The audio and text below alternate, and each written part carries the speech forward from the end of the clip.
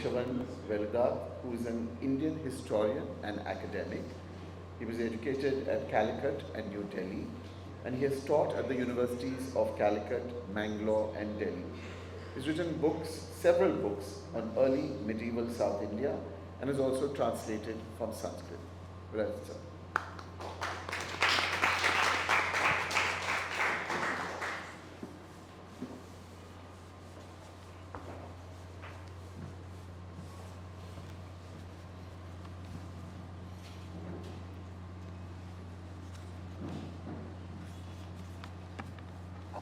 Thank you very much. I am extremely grateful to the Prakriti Foundation and my friend Professor Igal Broner for this opportunity they have given me to participate in this event which they are putting together to honor Professor David Shulman. Professor Shulman is, as all of us are aware, a name to conjure with in Indian studies. His command over many Indian languages, his fine sensibility, his grounding in the advanced theoretical realms of literary criticism and the social sciences, and more, make him one of the foremost in the field.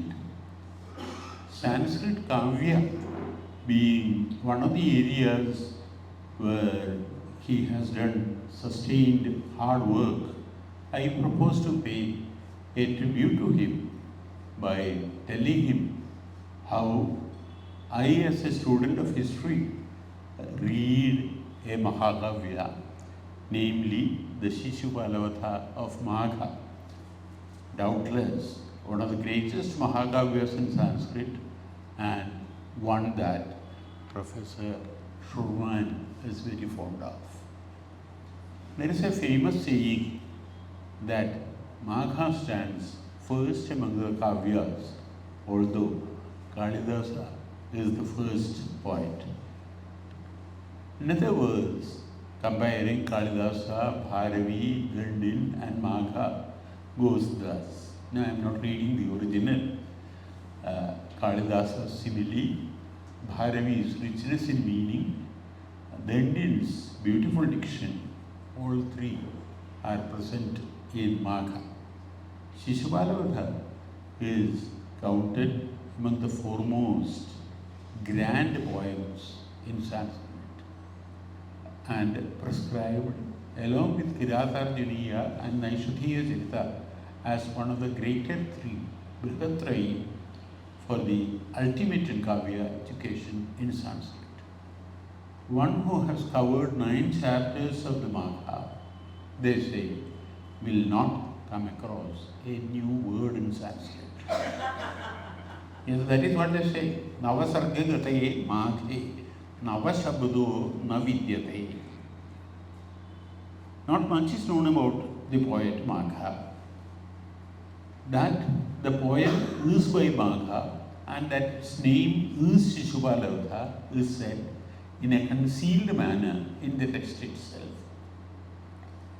Now, Sudha was talking about Chitrakavya, and one of the Chitrabandhas, in a very concealed way, says that this is by Māgha and the name of this work is Śiśupālavadha. Whatever guess is possible about him has been made by Pandit Durga Prasad, who brought out one of the earliest printed versions of this text from Bombay. We will not be far off the mark to take Māgha to have lived in Gujarat in the second half of the 7th century. That is all. No other work of this poet, except a couple of nondescript aphorisms, has come down to us. It is well known that the Śiśupālavadha is based on an episode occurring in the Mahabharata Sabha. The episode may be briefly summarized thus. During the Rajasuya sacrifice performed in Indraprastha, Yudhishthira asked Bhima as to who should be honored as the chief guest by presenting the gift of Arghya. Bhishma said that Krishna was the one who deserved it most. Sahadeva presented the gift to Krishna. Krishna accepted it ritually. Śiśupāla was not amused. He berated Bhishma, King Yudhishthira and Pandavas and went on to insult Krishna.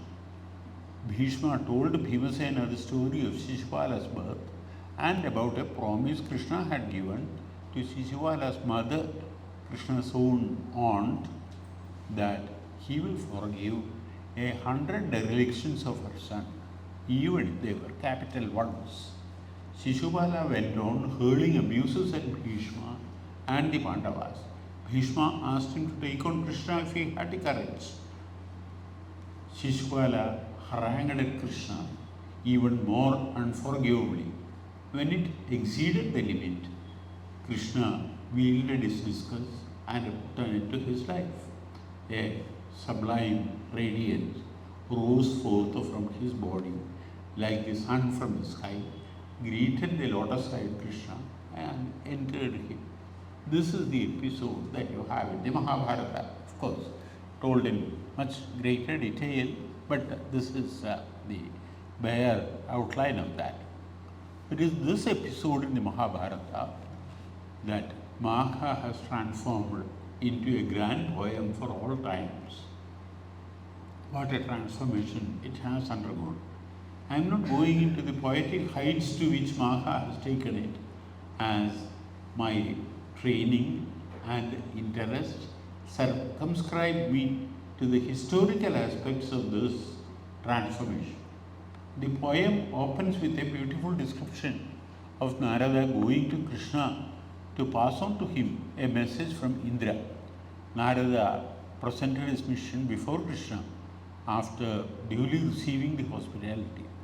The one who had in the previous births harassed the world as Hiranyakashipu and Ravana was giving trouble to the whole world, like an actor who has taken another role. Krishna should kill him and allow Indra to live in peace. Krishna agreed and so Narada off. The second chapter begins with a dilemma. Krishna has to attend the sacrifice of Yudhishthira, and on the other hand, there is this new responsibility. What should he do? He consults Balarama and Uddhava in the hall of consultation. Balarama is of the opinion that killing Śiśupāla has to be taken up on priority. Uddhava, on the other hand, thinks that Śiśupāla should be confronted straight away. Krishna must attend the sacrifice. Śiśupāla will be there. The other kings who would be present there can be turned against Śiśupāla, and the word he had given his aunt that he would pardon 100 derelictions of Śiśupāla can be kept. In the end, Krishna decides to follow Uddhava's advice. Krishna and his retinue set out for Indraprastha, describing the island city of Dwaraka, the sea in which it is situated, its coast, and so on. The poet takes us to Krishna's entourage, takes us and Krishna's entourage to Mount Raivataka. A whole chapter is devoted to describing it.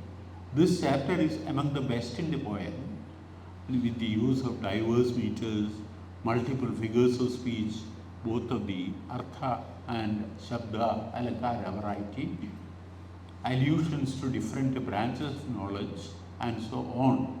I am not going into those aspects for want of space and also competence. Krishna expressed a desire to stay in Mount Raivataka while the retinue moved on. All the 6 seasons pay homage to Krishna, taking turns. It is here that Māgha shows his skill in Yamaka, that is, repeating a set of syllables similar in sound but different in meaning. The next 5 chapters are devoted to descriptions of the love sports of those in the retinue, in the forest, in the water, their drinking bouts, their love-making, sunrise, sunset, and so on. It should be understood as more than the poet showing off his skill in language, meter, figures of speech, different branches of knowledge, and so on. It contributes to the development of the poetic effect of the Kavya. Thus, covering a long distance, they finally reach Indraprastha in chapter 13. After describing how Pandavas received Krishna and company, elaborate description of the city follows. The sacrifice is described in great detail. One chapter deals with honoring Krishna and Śiśupāla's anger about it.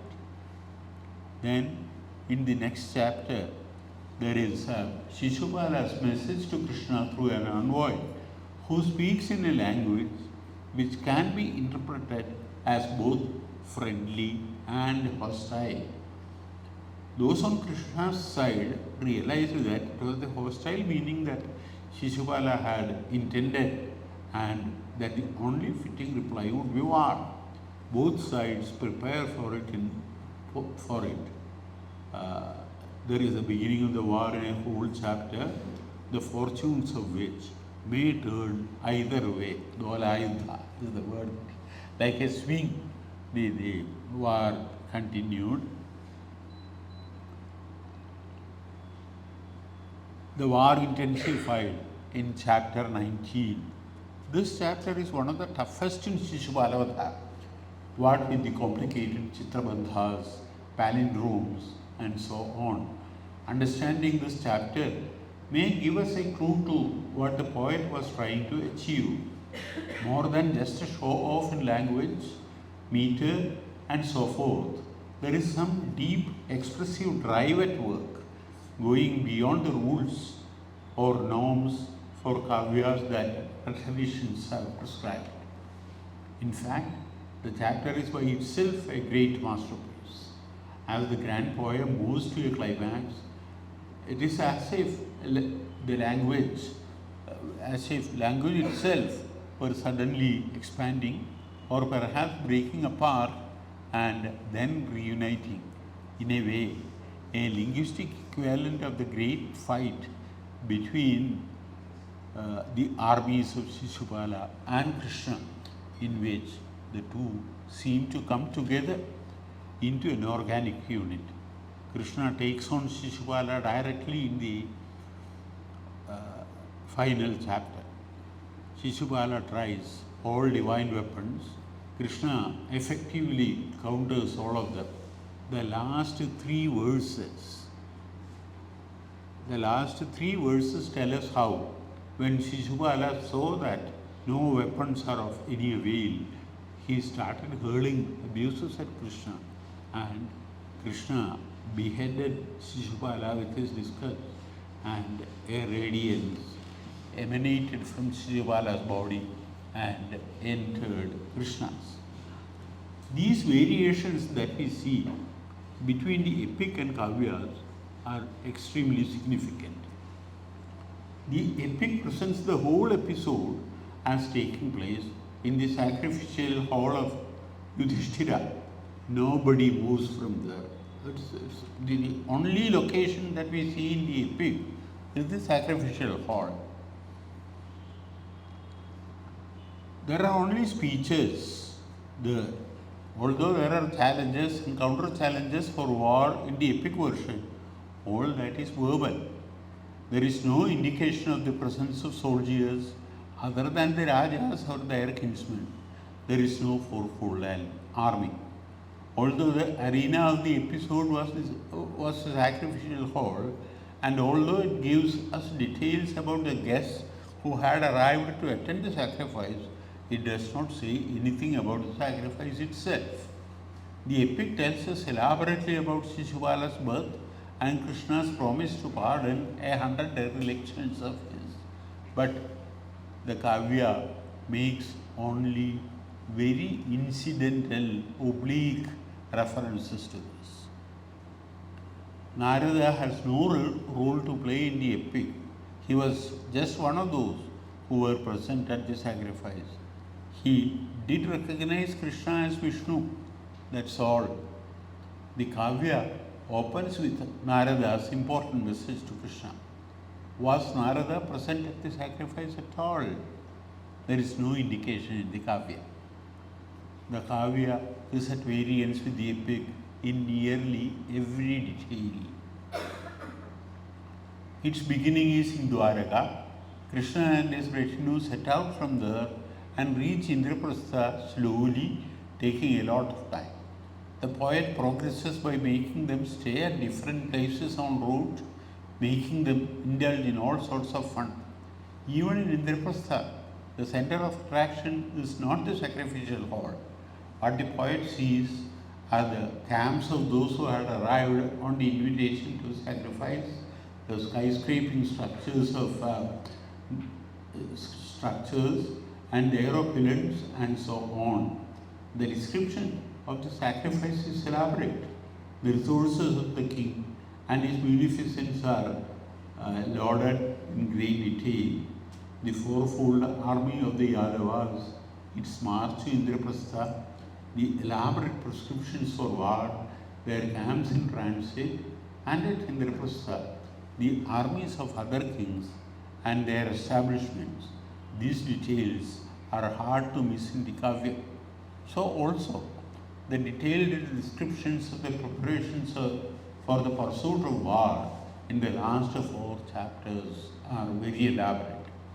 Scholars such as A.B. Keith, Sushil Kumar Dey, C. Kunjan Raja, A.K. Wada, and Siegfried Leinhard believe that the 8 chapters, that is 4th through 11th, are not directly relevant to the progress of the narrative, but they miss the point that they have a major role to play.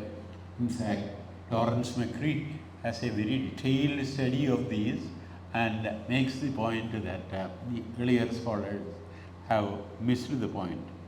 There is no place for the sentiment of love in the episode, in the epic. Although Śiśupāla abuses Bhishma, the Pandavas and Krishna severely in both the epic and the Kavya, the way in which it is done is different in each. Even if it is accepted that the 34 verses in chapter 15, which can be read in laudatory and derogatory senses, are interpolated. In fact, Egal Bronner and Lawrence McCree have a very detailed essay on this, where they dismiss it as interpolations. Even if they are taken as interpolated, the kind of invectives in Dulantandra spoken by the envoy in chapter 16 are special to the Kavya. Such exercises are absent in the epic, nor are they necessary there. Everything is straight there. Śiśupāla of the Kavya resorted to abuses only when he was facing defeat in the war, when every other weapon failed. In the epic, on the other hand, he uses no other weapon. In any case, it is this abusive language which cost him his head in both the texts. These details show that the epic and the Kavya are products of 2 different worlds. The Kavya does not say anything about the deliberations between Yudhishthira and Krishna about the sacrifice. There is only a casual mention in chapter 2 of the Kavya that Krishna was invited to the sacrifice. That's all. Krishna says that the Pandavas can perform the sacrifice even without him and his people. So also, Balarama is indifferent about Yudhishthira's sacrifice. He says, I quote, "Let the son of Pandu perform his sacrifice. Let Indra protect the heaven. Let the sun shine. Why should we bother? And let us kill our enemies." Yet, Krishna's interest in going to the sacrifice on the one side and the message of Indra delivered through Narada put him between the horns of a dilemma. The Kavya has only allusions about the story of the birth of Śiśupāla or his depredations, which are elaborated by Bhishma in the epic. At the same time, the Kavya tells us in detail that he is an incarnation of Hiranyakashipu and Ravana in the previous births. The epic has no knowledge of this at all. The occurrence of this story is in the Vishnu Purana for the first time, perhaps produced in or after the 5th century CE, much later than the redacted Mahabharata. As I said earlier, the social formations which produced the epic and the Kavya were different from one another. The first known commentary of the Kavya, that is by Vallabha from the 10th century CE, shows a consciousness of this epochal transformation. Commenting on the very first words, the expression Harir Munim Dadarsha, that is, Hari saw the saints, Vallabha elaborates that it was at the cusp of the epochs of Kali and Dwapara that it had happened. Kali, Dwapara, Sandhau. I have argued elsewhere that Mahabharata is an epic of epochal transformation. It can be seen that the narrative portions of the epic are generally about the earlier periods and the didactic portions about the later periods. This does not mean that the two are watertight compartments, but this general periodization of the Mahabharata can be useful in reading the epic. The episode of killing Śiśupāla occurs in the Sabhaparvan, which is among the earlier narrative portions, that is, it is about the older periods that Mahabharata represents. To put my argument more clearly, the basic socio-political organization in the Sabhaparvan of Mahabharata, which is generally old, is kinship, social differentiation based on unequal access to surplus produced and the institutional state to sustain it are not seen there, except in the lengthy lecture that Narada gives in chapter 5 of the Sabhaparvan, which is obviously later. The term Rajan in the Sabhaparvan and other narrative sections of the Mahabharata signified a chief in a society characterized by a chiefdom level organization, a category that anthropologists, political anthropologists use, a chiefdom level organization which had not yet graduated to the state system. When Yudhishthira said that there are rajas in every house, grihi grihi hi rajana, there are rajas in every house, grihi grihi rajana. What he meant is a situation where there are many chiefs. We are told that the Ganasangha of Lichavis during the period of the Buddha had as many as 7,707 rajas. Insights from the anthropological and historical studies of such lineage-based societies and their socio-political organization will be extremely helpful in making sense of the narrative portions of the Mahabharata. The basic principle of this organization is kinship. The closer to the chief, those closer to the chief are more important and powerful than those farther removed. The resources of the chief were based largely on plunder. The booty captured in such plundering raids was redistributed among those who assisted the chief in the raids the poet-singers who sang his praise, and those who performed sacrifices on his behalf. Kinsmen too got shares according to their closeness to the chief, besides occasional tributes and prestation added to the resource of the chief. What remained of these resources after consumption and redistribution was destroyed in ceremonies which had the nature of a potlatch. Sacrifices such as Rajasuya and Ashwamedha can be understood better in this light. The Śiśupālavadha of Māgha describes elaborately the plundering raids undertaken by the four Pandava brothers and the manifold wealth they captured as booty. Now, in fact, Arjuna becomes Dhananjaya because of his capture of so much of wealth from the Uttara Panchalas. At the same time, nowhere is regular taxation mentioned in the whole of Śiśupālavadha. Nor are there any state functionaries to whom power is delegated and who act on the state.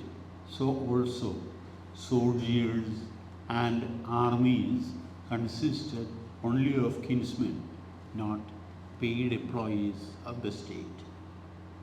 In contrast, when we come to Magha's Śiśupālavadha, the condition has changed completely. Production of surplus and its unequal distribution had resulted in social differentiation in a big way, and the institution of state to maintain that social order has established itself most authentically. All those who had attended the sacrifice went back fully contented. Among them were beggars too. Nobody had to go empty-handed. The rich trade and prosperous towns that the Kavya describes, for instance, the description of the city of Dwaraka, about the trade that it had, the name, rich trade and prosperous towns that the Kavya describes so elaborately points to a formation totally different from what the epic presents.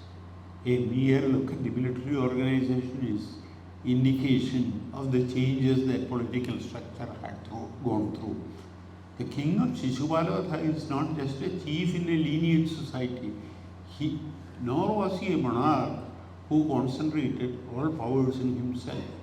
He is an overlord with a large number of subordinate kings, feudatories, if you will, under him. This is true of the image of Krishna, Yudhishthira, and Śiśupāla in the Kavya. In short, the political structure of the Kavya conforms to that which is described obtaining in the early medieval period of India. Those that came into being in the Gupta and post-Gupta periods, that is, from the 3rd or 4th centuries of the Common Era. Some elaboration will be in place here. A major transformation had taken place in India by the 3rd of the Common Era, following the decline of the Mauryan Empire, which was the first experience of state that India had. Small monarchical states emerged in the northwest and in Deccan. In fact, it is these kingdoms that can be described as the prototypes of the monarchical states that dominated the political scene of India in the next few centuries.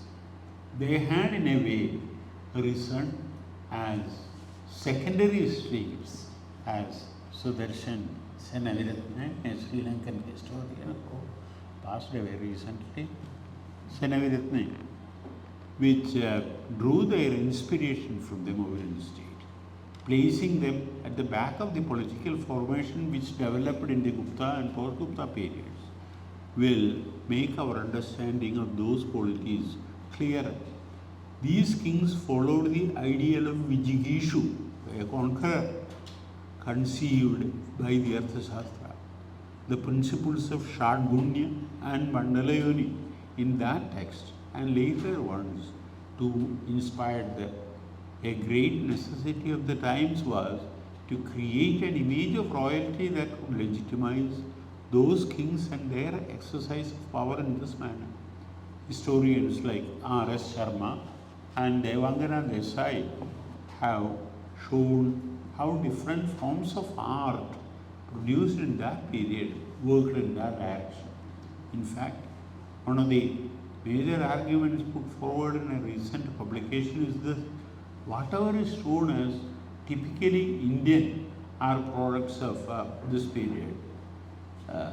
Manu Devadevan's argument, for example, questions clearly but politely the position of many modern scholars that Sanskrit poetry had scaled the greatest heights with Kalidasa, and whatever happened after that would be only imitations and repetitions.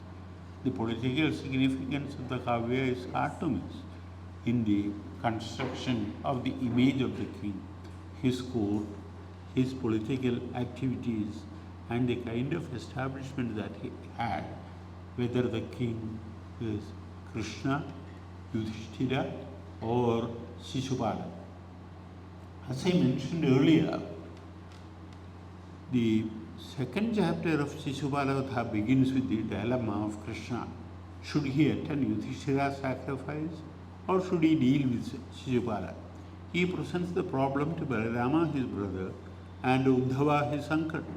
But it goes beyond seeking advice from a brother and an uncle. The discussion has all the features of a typical mantra consultation, the importance of which is laid down in the Arthashastra. The place where the consultation takes place is a structure meant for the purpose, guarded from the public.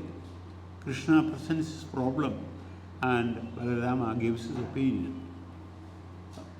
What Balarama says is directly from the textbooks of statecraft. Take, for example, I am not quoting the Sanskrit text, I give the translation.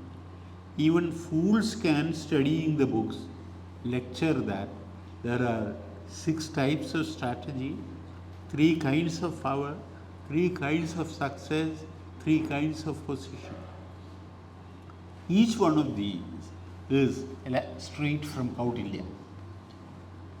In continuing his argument, Balarama goes on, I quote again, an acquired friend and a created enemy have to be taken more seriously, for they are what they are for a reason. Natural friends can become enemies and vice versa.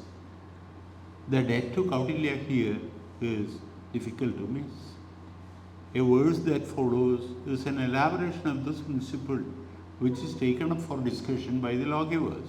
The complex conception of the Mandala Yoni that we have in Shastra, with allies and foes, foes of foes, allies of foes, and allies of allies, and so on in concentric circles, can help elucidate these and other portions of the Kavya.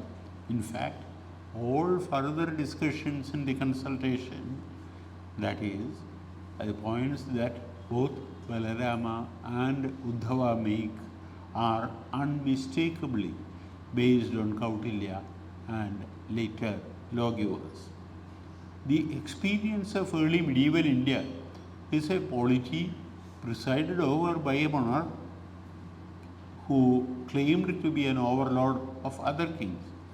One of the earliest expressions of this is in the Allahabad pillar inscription of Samudragupta. The notion of kings paying a tribute to the king is seen prominently in the Kavya. Śiśupālavadha is a Kara Akranta Mahibhrit, an expression which has 2 meanings. In one register, he is compared with the sun who has attacked Akranta, the mountains, with his rays, and as he had himself attacked Akranta kings he will with his own hands, Kara. But in this context, Kara itself has two meanings, the arm and also the taxes that he imposed. Yudhishthira has turned other kings into payers of tribute to him. Karadigrita Bhopala. To be sure, it is not Māgha's Śiśupālavadha alone that represents this kind of politics based on the textbooks of statecraft. We have it in Bharavi's Kiratharjaniya. Still earlier, Kalidasa has used it in a big way. Now I have given several quotations which I will skip for want of time. Raghu, the son of Dilipa, who is described as having put himself at ease by Labdha Prasamana, which is a whole chapter in the Arthashastra. Raghu dispensed justice like the southern breeze. Again, this is from Arthashastra, where Arthashastra says that you should be too soft, nor should you be too harsh. That is what Raghu did. He held a consultations, and one imagery is particularly important. That is, the Suhmas protected themselves from him.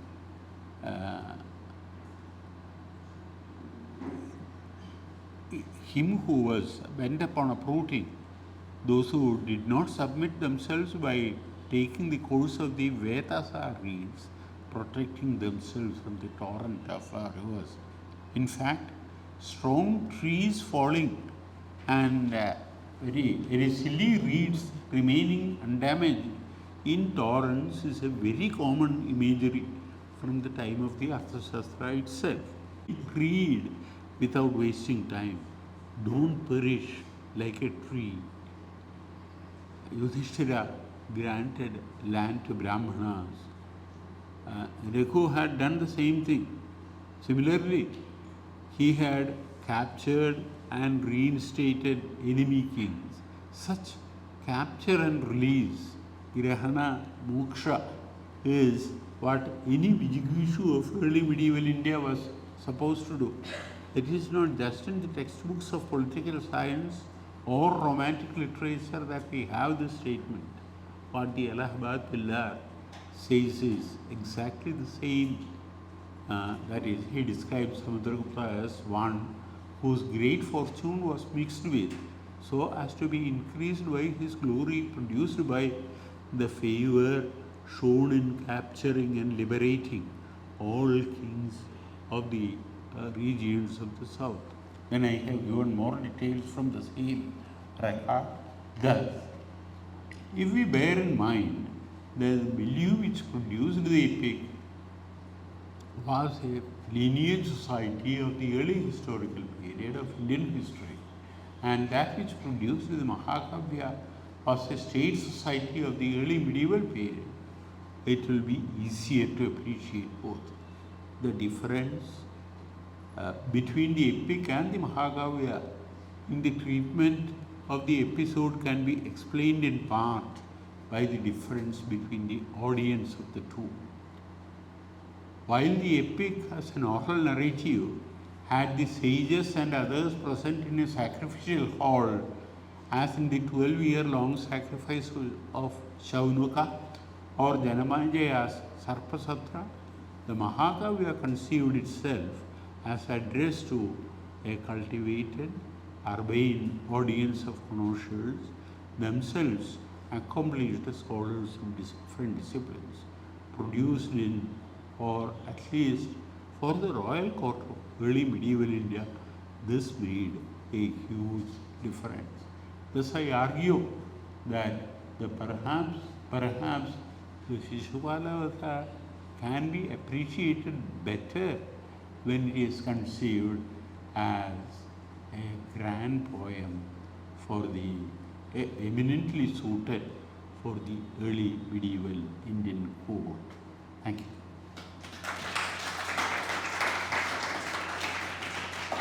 Now I must add a postscript saying that this is a way of how an Arasika reads poem. An Arasika's reading of poetry. And you have that famous words, Vikramaroshi, seeing Urushi. Purura says, could Brahma have created her? Brahma, that person who has grown dull and uninteresting by reading Vedas all the time, could he have created such a beautiful form? Similarly, can this idiot reading history all the time, can he read poetry at all? You can legitimately ask. Thank you.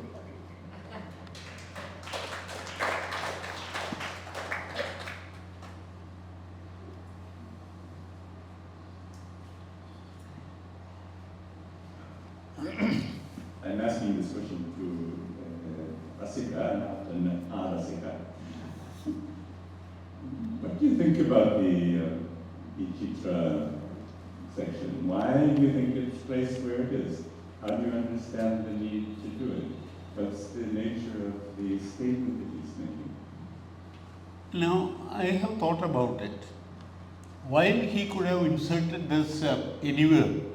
Now, for example, in chapter 4, where he is describing Raivataka, where he has different meters, different alangaras, etc.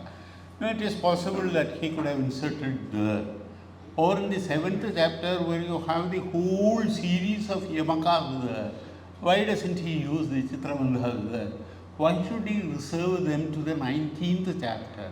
The penultimate chapter, I have asked this question myself.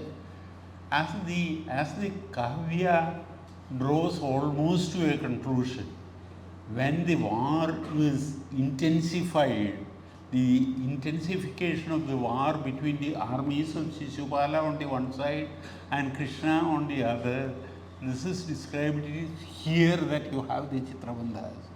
So more than a show off of his abilities with these things, I think it has another function of showing the way in which the war progresses, the way in which the relationship progresses, and almost telling us that, yes, you are almost coming to an end, where the whole thing gets condensed into one. Now, I do not know how to put it across, but this is the feeling that I have always had. Now, given the abilities of Māgha, I have a feeling that this could have been done better. A better context for these would have been chapter 4 or chapter 7. But no, he doesn't do that. He does it only in the 19th chapter.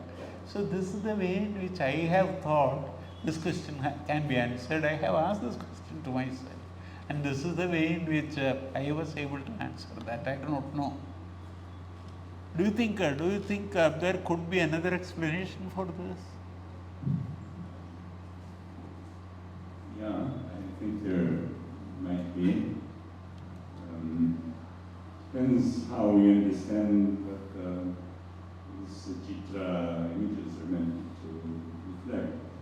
One way to talk about them might be that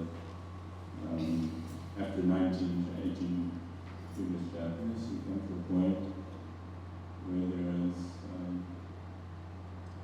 a kind of attempt to make the words have the sounds become visible.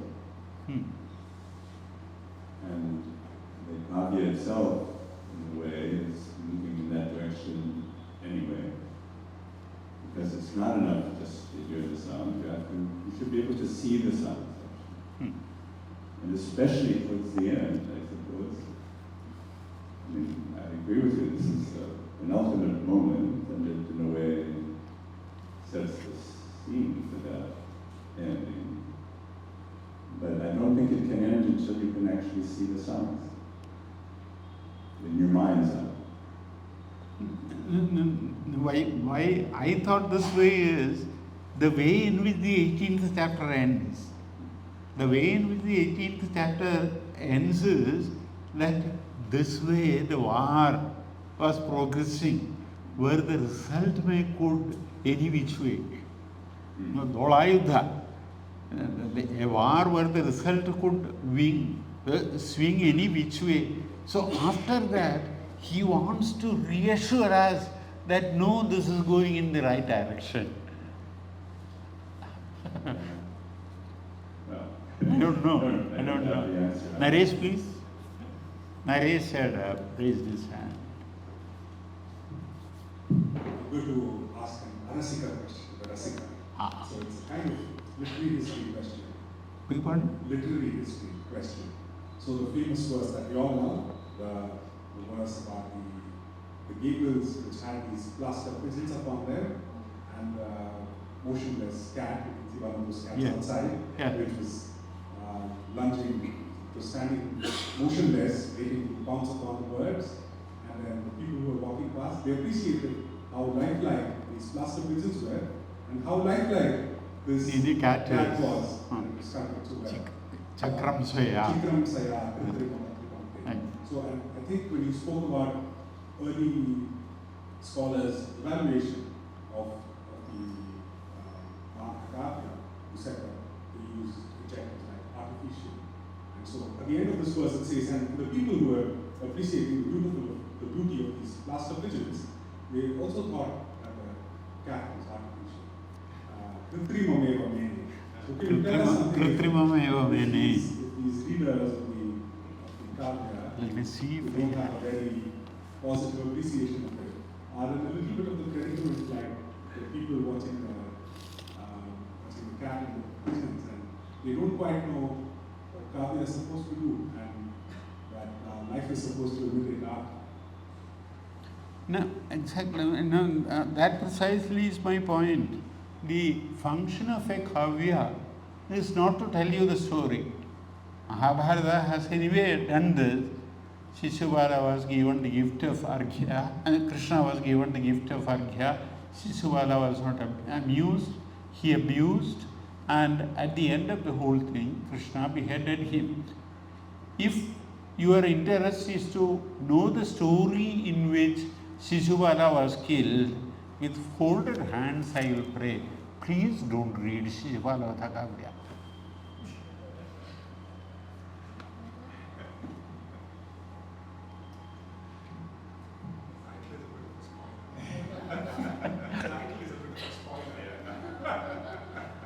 I recently reread the Śiśupālavadha section of the Sabha.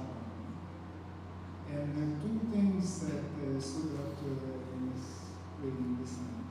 One, that this is a relatively rare episode in the Mahabharata where the Pandavas and the Kauravas are actually working in tandem.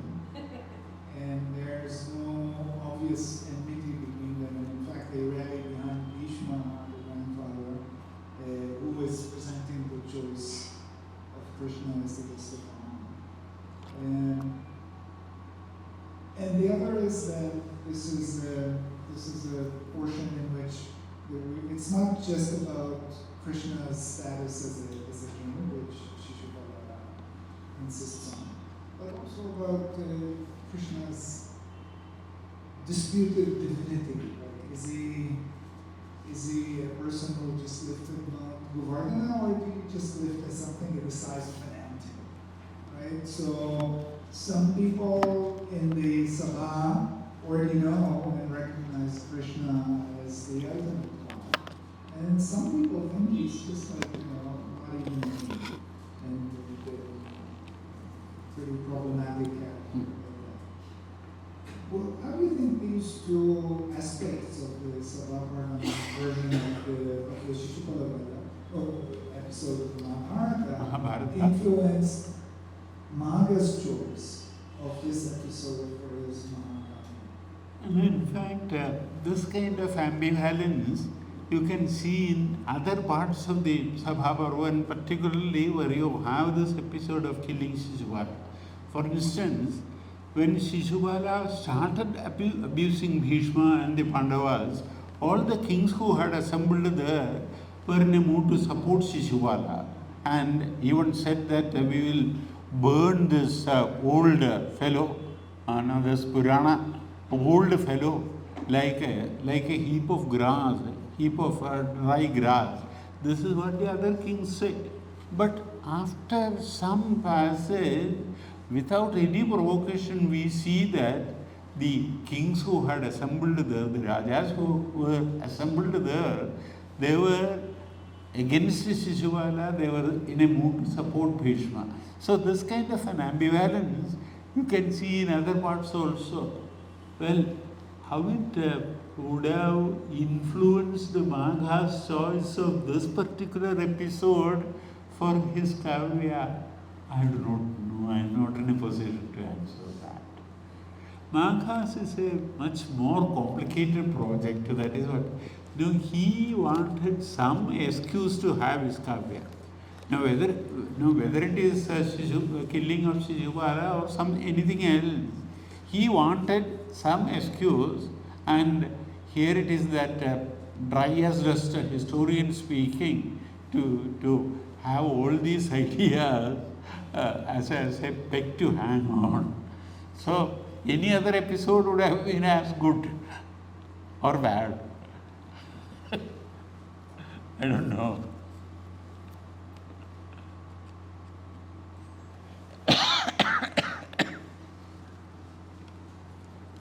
Has Māgha only written Śiśupālavadha? No, there are 2-3 single standalone verses which are circulated as Maghas, but they are nondescript. There is no signature of Magha in them. Then there is another small, about 15 verses or so, which claims itself to be a Kavi Vamsha Prashasti by Magha himself, but there is no signature of Magha there. The Magha that we know from the, and there isn't a single verse where you can read it with raised eyebrows. You approve it. Now that you cannot do with the 15 Kavi Vamsha Prashastis or the other 2 standalone verses. Nothing is known about Magha except what Pandit Durga Prasad guesses, and they are his guesses. Yes, sir? Thank you so much, Professor. My question is, if we can make any sorts of guesses at all as to the specific period or region which Magha was writing. So much of your work is focused on the various idioms that the early medieval political structure took in different parts of the subcontinent.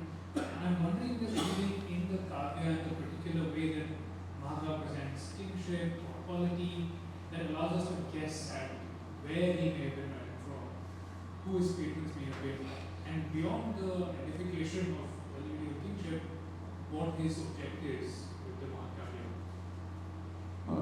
Now, if I get your question right, now certain specific details that we have at the Magha very clearly tell us about the kind of polity during his time.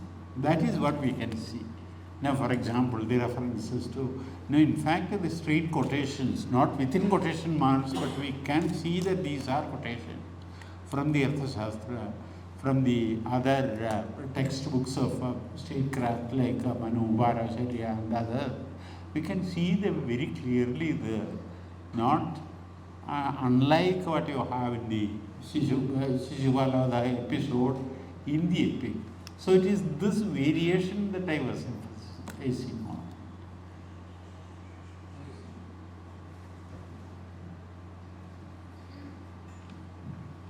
Kishman, I would ask you a more personal question.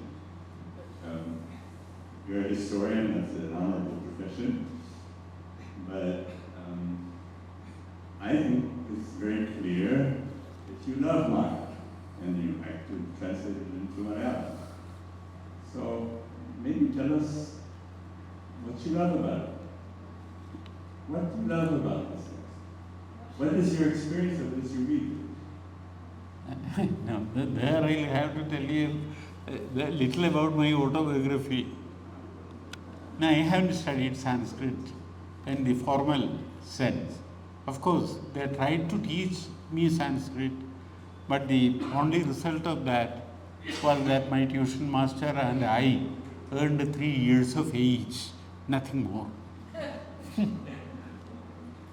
No, I hated Sanskrit. I tried to run away from Sanskrit, and I did do that.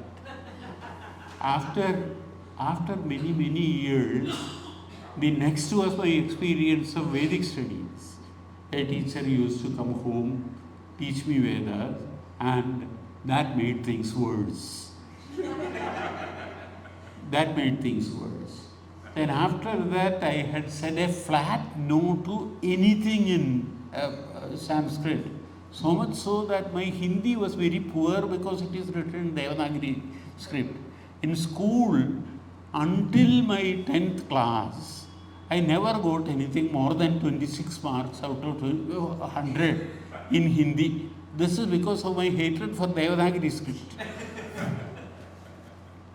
My Hindi teacher told me, if this is the way in which you are dealing, you will fail in your 10th class and your higher studies will be in problem. So she gave me private tuition out of love for me.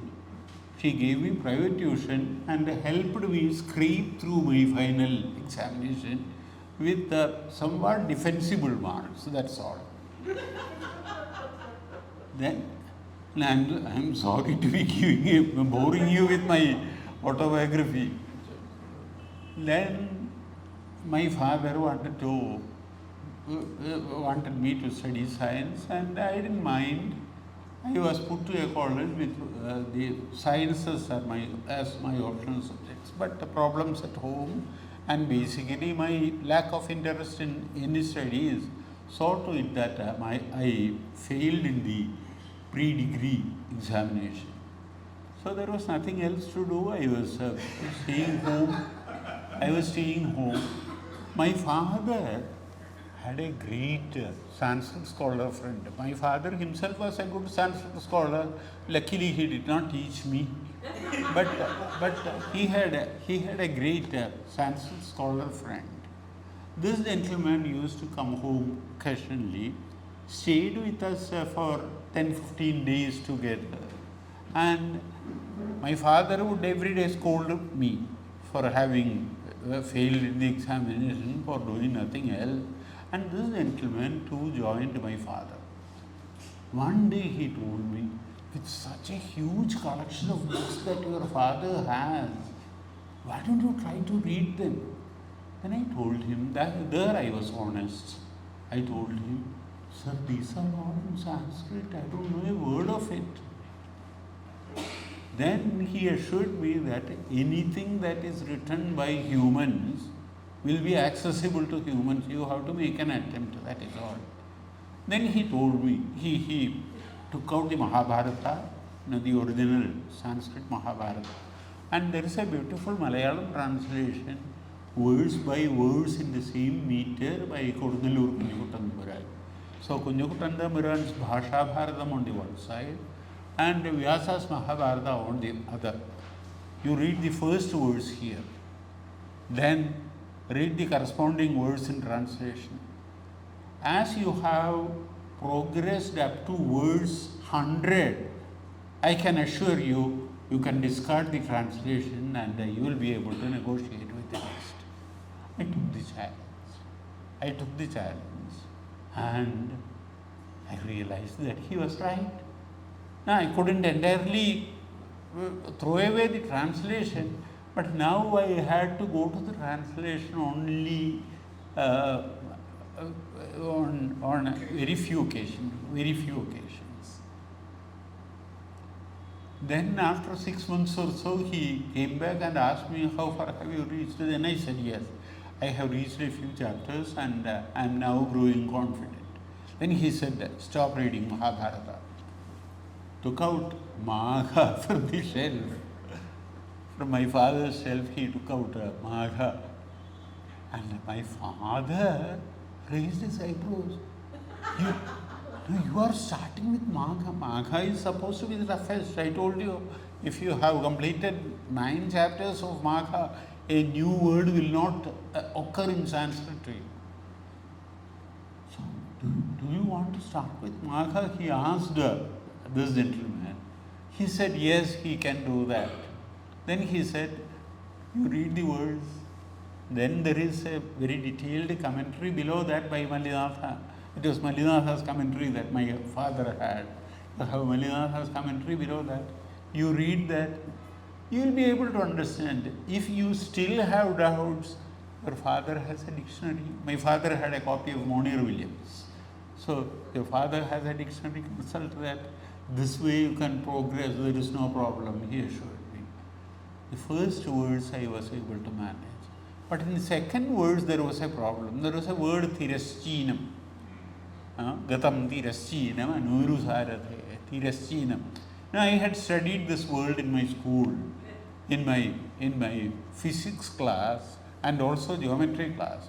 Now we know what perpendicular is, we know what horizontal is, and the word for horizontal that we have in geometry is Thiraschinam. So I knew my Thiraschinam, but still I looked at the commentary. My head started spinning. Tiryak Bhutam, like that it goes and gives a very elaborate sutra from Panini. My head started spinning, and there is a saying in Malayalam, when a boy went to the madrasa to learn his Quran, he came back and the father said, he lost such intelligence as he had after he had his studies. So I was in that predicament. Now whatever I knew about the Thiraschinam, I forgot after reading this commentary. Luckily this gentleman was there still. I went to him. He said, ignore it. Whenever you have an explanation in the commentary quoting these complex grammatical rules, you just ignore that. Just ignore that. Go to the dictionary, find out the meaning of that. Read it. So in this way, I was able to progress. I perhaps read the whole of the first chapter. Then I forgot about it.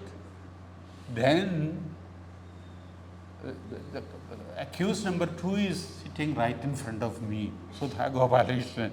Accused number 1 is Mr. Raghava who advised me this. Then it was Sudha Gopalkrishnan. Some of us were planning to go to Jerusalem for that Manipravalam conference, you remember.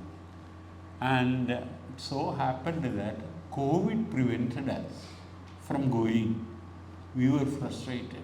I was sitting in, those days living in a place called Mangalore, in a small house. I cannot go out. There isn't any communication with the world. Add to it, my TV had broken down. So no communication whatever. The only communication that I had was the telephone. On the telephone, with Sudha, we started reading some of the Kavyas. We read Kumar Sambhava, we read Raghunsa. Then she asked me, can you read Māgha? I said, why not? I am a veteran. Because I had read half a chapter. Why not? I am a veteran. So we started reading it thoroughly, threadbare, and after about 3-4 chapters, I didn't want to forget whatever I had read, and so I used to keep notes of this. After about 4 chapters, when I looked back, I said, this is not bad. So I sent all these notes to Sudha. Sudha said, yes, you must publish it. It's very easy for Sudha to say that we must publish it. But we progressed, and with Sudha's help, I was able to read this. But as I read it, I can assure you that it was a different experience. There, it is not a historian trying to pick up evidence. For example, it is said about a very, very important historian that the only important thing in Shakuntala that he was able to read was the episode of that trader dying in a shipwreck. So the king was reported about this, and then the ministers advised the king to have the property of this trader escheated. Then the king says, no, wait, since he is a wealthy trader, he may be having many wives. find out if any one of them is carrying. If any one of them is carrying, all the property should go to that. It's only if he doesn't have any issues that we can get it estated to the state. Commenting on this, a historian has said that this was the way in which succession went on in the Hastinapuram kingdom when Dushyanta was the ruler. Similarly, there is a beautiful song in Purananur, Kalanjai Kove. Those of you who are familiar with Purananur, now here a young widow is asking a potter. There was the practice of burying the dead body of people in huge pots, megalithic urn burials. So this lady is almost in a supplicant manner asking the potter, "Oh potter, please build it the pot big enough so that my body too can be put into that." She so much loved her husband, and she said that. Then, commenting on this, a historian has made a statement. However, no pots have been discovered from megalithic sites with two bodies in it. So this is usually my tendency to read Māgha or any kavya for that matter, because I am a historian true to my salt. In spite of that, Māgha gave me a different experience, and I should say that a still better experience was reading Kiratarjuniya. Thank you very much.